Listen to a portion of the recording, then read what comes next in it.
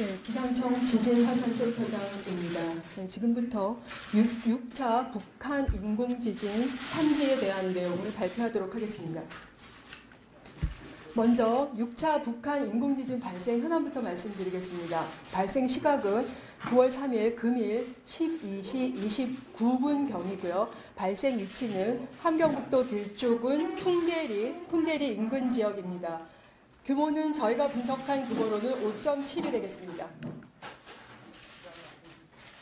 과거의 북한 인공지진 발생 사례에 대해서 말씀드리겠습니다. 지금까지 풍계리 인근 지역에서는 총 6차의 인공지진이 있었습니다. 1차 핵실험이라고 밝혀진 실험이 2002년 10월에 있었고요. 그때가 3.9 이후로 2차부터 5차까지 3차와 4차의 4.9와 4.8 비슷한 규모를 제외하고는 계속해서 추정 규모가 지금 증가하는 모습을 보여주고 있고요. 발생 위치는 계속해서 2차부터 저희가 6차 분석한 인공지진까지 모두 포함해서 함북, 길쭉, 풍계리 인근 지역이 되겠습니다.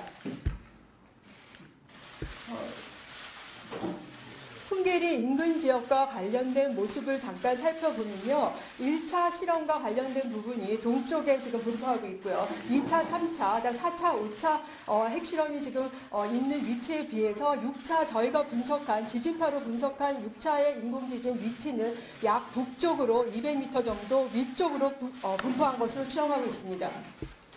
지금 저희가 이제 분석한 인공지진의 파형에 대해서 간단히 설명을 드리겠습니다. 인공지진은 기본적으로 P파만 주로 분석이 되고 입수가 됩니다. 따라서 기상청이 보유하고 있는 150개의 지진계에서 모두 인공지진이 다 감지가 되었습니다.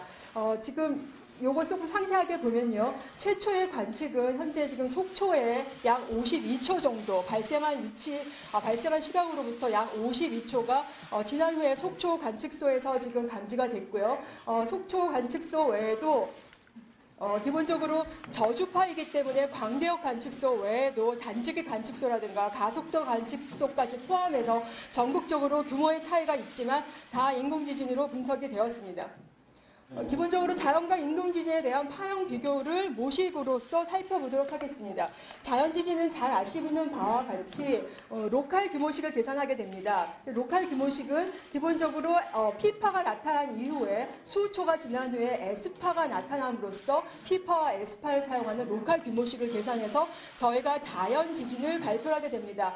그렇지만 앞서 보여드린 모든 대한민국이 보유하고 있는 지진계에서 보신 바와 마찬가지로 인공지진의 경우에는 수초간에 그 P파가 나타나고 뒤에 S파가 나타나고 있지 않습니다. 또한 자연지진의 경우에는 로컬 규모라고 해서 주로 100km에서 200km, 300km 이내의 규모식을 보정해서 사용하는 것이 원칙입니다.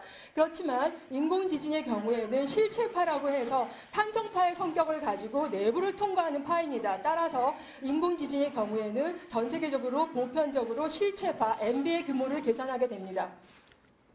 과거 파형과 비교를 하기 위해서, 그러니까 과거 파형과의 비교는 주로 이제 규모에 대한 혹은 이제 크기에 대한 비교를 이제 보여드리기 위해서 간단하게 비교를 해드리면요, 4차, 5차, 6차를 같은 인제 서하에 있는 관측소를 비교해서 보시면 4차, 5차 대비 6차가 파형의 진폭도 크고 조금 그 파형의 진폭이 큰 거에 대한 기간이 지속 시간이 조금 더 길게 나타나는 것을 보실 수가 있습니다.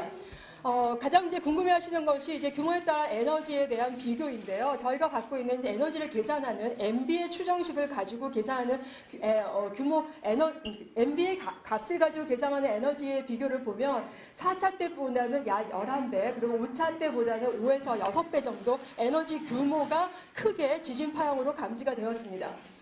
그리고 이제 인공지진이라는 식별을 또 다른 툴로서 저희가 좀 한 가지를 더 분석을 했는데요. 이 그림에서 초록색으로 나타나는 것들은 풍계리, 이제 부근에서 나타났던 과거의 역사지진으로서 자연지진이 나타났던 것에 대한 부분들을 주파수 대역별로 그 피파와 그다음에 표면파의 비를 나타난 것입니다. 그래서 지금 초록색으로 나타난 부분들은 전형적으로 자연 지진의 이제 성격을 나타낸 것입니다. 왜냐하면 피파보다 표면파가 더 크게 나타나고 있기 때문에요. 그런데 지금 6차 실험인 경우에는 저희가 모든 관측소에서 나타난 것들을 다 빨간 선으로 표시한 다음에 그것을 평균을 해서 지금 실선으로 나타낸 것을 보시면 자연 지진과는 확연하게 저주파 약 5Hz 이하의 저주파에서 뚜렷하게 인공 지진의 성격을 가지고 있는 것을 보실 수가 있습니다.